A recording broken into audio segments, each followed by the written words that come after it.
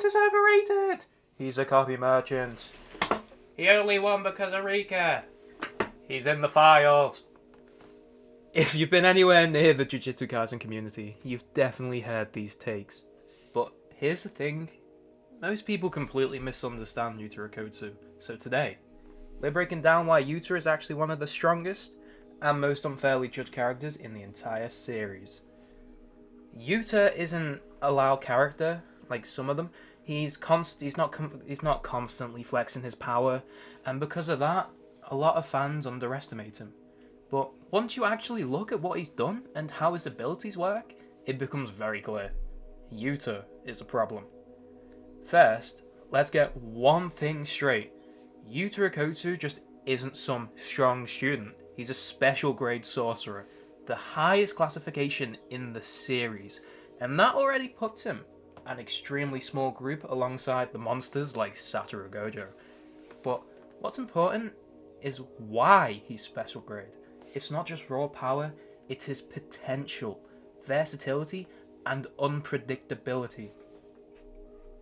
One of the most common criticisms is that Yuta is nothing without Rika, but that argument completely falls apart when you actually look at the story.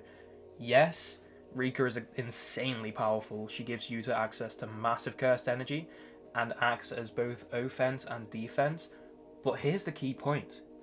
Yuta is the one controlling that power. Rika isn't just carrying him, she's his ability. And even after the events of JJK0, Yuta still retains access to her power in a much more controlled form. So instead of being a crutch, Rika is more like a weapon, and Yuta is the one wielding it. Another big criticism that I see is Yuta just copies techniques. And yeah, that's true, that's his entire technique. His technique is the copy technique. Like, that's stupid. People act if that makes him weaker than he actually is, when it makes him more dangerous than pretty much anyone else in the series. Yuta can replicate cursed techniques after meeting certain conditions, which means he can adapt to almost any opponent, he's unpredictable in fights, and he doesn't rely on just one fighting style. Think about it, most sorcerers have one core ability. Yuta potentially has multiple. That's not a weakness, that's broken. And on top of that, he has the cursed energy reserves to actually use those abilities effectively. Something most characters couldn't handle even if they copied techniques.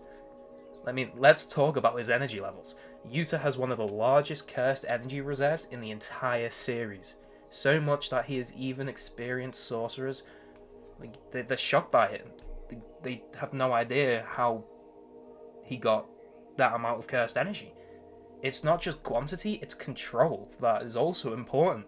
He can output massive amounts of energy, reinforce his body, and even use the reverse curse technique to heal himself and others. That's no small feat. That alone puts him ahead of a huge portion of the cast. Now, here's why things get interesting. People love to downplay Yuta and his abilities, but his feats tell a completely different story. He's gone toe-to-toe with top-tier opponents and have won. He's shown high-level swordsmanship, tactical thinking, and the ability to stay calm under pressure. And unlike the characters who rely purely on overwhelming force, Yuta actually fights smart. He adapts mid-battle, uses his abilities creatively, and doesn't underestimate his opponents. That combination, power plus intelligence, is what makes him so dangerous. So, just why do people keep downplaying Yuta? It comes down to three things.